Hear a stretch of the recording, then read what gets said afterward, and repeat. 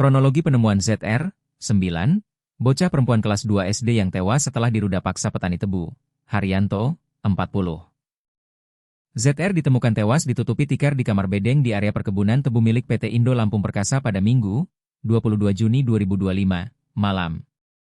Kisah tragis yang dialami ZR ini sangat membuat orang tuanya terpukul. Anak kedua dari 3 bersaudara itu tewas dalam keadaan tanpa busana akibat mendapatkan kekerasan seksual. Peristiwa ini pun membuat geger warga Kabupaten Tulang Bawang, Lampung. Pencarian ZR melibatkan seluruh warga kampung. Inilah kronologi penemuan ZR melansir Tribun News Depok yang mengutip tayangan podcast YouTube Denny Sumargo, Senin, 21 Juli 2025. Denny Sumargo dikenal sebagai seorang konten kreator di YouTube melalui kanal Curhat Bang Denny Sumargo. Di kanal ini, ia sering mengunggah konten berupa podcast yang menghadirkan berbagai narasumber, termasuk topik-topik seputar agama, kehidupan pribadi, dan isu-isu sosial. Denny juga dikenal sebagai mantan atlet basket dan aktor, yang menambah daya tarik kontennya. Kronologi ZR ditemukan. Diketahui ZR dan orang tuanya tinggal di sebuah mes milik perkebunan tebu milik PT Indo Lampung Perkasa, Kabupaten Tulang Bawang, Lampung. Orang tuanya bekerja di anak perusahaan PT Sugar Group Companies yang memproduksi gulaku. PT Sugar Group Companies mengelola total lebih dari 65.000 halahan perkebunan tebu di Lampung, sekitar setengah dari total luas perkebunan tebu Provinsi Lampung. Sehingga tidak heran jika perusahaan itu mempekerjakan banyak orang. Para pekerja diberikan fasilitas tinggal di mes berwujud bedeng-bedeng dengan kamar mandi bersama, pun termasuk keluarga ZR. ZR tinggal bersama orang tuanya, kakak serta adiknya. Kejadian nahas yang dialami ZR ini bermula saat ia berada sendirian di rumah tanpa orang tua. Pada Minggu, 22 Juni 2025, pagi sekitar pukul 5 WIB, orang tua ZR tengah bersiap untuk berangkat pergi bekerja. ZR yang juga sudah bangun berusaha membantu orang tuanya untuk mengangkat jemuran di depan rumah. Bocah perempuan mungil itu lalu merapikan kamar dan membersihkan rumah. Sekitar pukul 5.30 WIB, orang tua ZR berpamitan hendak berangkat bekerja dengan mengendarai motor. Namun, sebelum sampai di pintu, Zahra berulang kali memanggil ibunya. Pertama, ia menanyakan menu makan siang untuk adiknya. ZR tanya ke saya, nanti siang adek mau makan apa buk? Tanya ZR ke ibunya. Ibu gak masak dek, nanti adek dimasakin telur atau kalau nggak mie, jawab ibu korban. Kedua, ZR kembali memanggil ibunya dan menanyakan soal uang jajan untuk sang adik.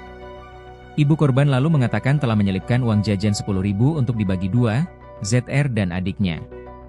Iya ibu taruh uang jajan 10.000, kamu bagi 2 sama adek ya, ibunya. Sang ibu lalu bergegas menunggangi motor, tapi ZR kembali memanggil ibunya untuk ketiga kalinya. Ibu nanti pulang jam berapa? Tanya ZR untuk yang ketiga kalinya. Ibu bocah malang itu lalu menjawab akan pulang ke rumah sekitar pukul 13.30 WIB. ZR lalu mengantar orang tuanya ke depan rumah. Terakhir, ZR kembali memanggil ibunya untuk sekadar mencium tangan dan mengingatkan agar kedua orang tuanya berhati-hati di jalan. Dia melihat saya dan Salim, sudah salim dia, ngomong, Bu hati-hati ya bu, itu terakhir saya melihat dia, ucap ibu korban. Setelah orang tuanya pergi, ZR mengajak adiknya mandi. Namun, sang adik tidak mau, akhirnya ZR pun mandi duluan di kamar mandi umum, tanpa atap. Pemandian umum itu sebenarnya hanya satu bangunan, namun disekat menjadi 2 bagian, satu untuk perempuan dan satu untuk laki-laki. ZR sempat mengajak teman-temannya yang tinggal di bedeng untuk ikut mandi, tapi tak satu pun temannya mau. Hingga pukul 9 WIB, ZR ternyata belum kembali ke rumah. Sang kakak yang juga berada di rumah sempat mengira ZR bermain bersama teman-temannya. Namun karena tak kunjung terlihat, ia akhirnya memilih untuk mencari keberadaan ZR. Di pemandian umum hanya ada handuk dan kotak sabun mandi, tak ada tanda-tanda keberadaan ZR. Pukul 13.30 WIB saat orang tua pulang bekerja, sang kakak lalu mengadu jika ZR hilang. Mendengar itu, orang tuanya lalu ikut mencari keberadaan ZR. Pada sore hari, sang ibu yang mulai gelisah lalu meminta bantuan ketua RT untuk mencari keberadaan ZR. Kabar ZR menghilang ini lantas diumumkan ketua RT menggunakan mikrofon masjid.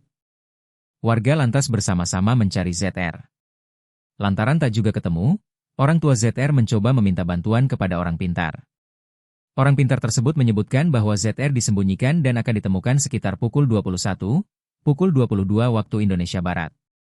Mendengar hal itu, warga sempat mencari ZR ke tempat-tempat angker. Warga juga sudah mencari ZR di seluruh rumah bedeng yang ada. Namun, seorang warga tiba-tiba melihat ada jempol kaki anak kecil dari balik tikar. Saat itulah ZR ditemukan warga dengan kondisi mulutnya berbusa, kedua tangan dan kedua kakinya dalam posisi seperti tengah menahan sakit. Bocah malang itu ditemukan dengan kondisi mengenaskan, ada bekas luka di leher dan kemaluan. Warga lalu menghubungi ambulans dan mengabarkan penemuan ZR kepada orang tua korban. Warga sempat melarang orang tua ZR melihat kondisi anaknya. Namun saat di ambulans, barulah mereka diizinkan melihat kondisi putri kecilnya itu. Sang ibu pun tak bisa bicara dan terduduk lemas. Jenazah ZR lalu dibawa rumah sakit Bayangkara Polda Lampung guna dilakukan autopsi. Sebagai perwakilan dari keluarga, bibi ZR lah yang menemani proses autopsi di Bandar Lampung. Bibi korban mengaku ikut mengkafani ZR. Pada saat itulah ia melihat banyak sekali keanehan yang ada pada jasad ZR. Ia melihat ada bekas tangan pelaku di bagian leher keponakannya itu. Ada bekas tangan pelaku di sini, leher. Jadi ponakan saya itu nggak bisa mingkem, ujar bibi korban sambil menangis. Selengkapnya, hasil autopsi akan disampaikan di persidangan. Melansir Tribun Lampung Co.id, kini pelaku, Haryanto, telah dibekuk tim Satreskrim Polres Tulang Bawang bersama Polda Lampung. Pelaku ditangkap polisi di Kabupaten Mesuji di PT Silva saat menanam tebu pada Rabu, 23 Juli 2025, pukul 11.30 waktu Indonesia Barat. Kejahatan ini tak hanya soal kekerasan fisik, tetapi juga pelecehan yang mengakibatkan hilangnya nyawa anak. Ia terancam hukuman penjara hingga 15 tahun penjara hingga hukuman maksimal, bahkan seumur hidup.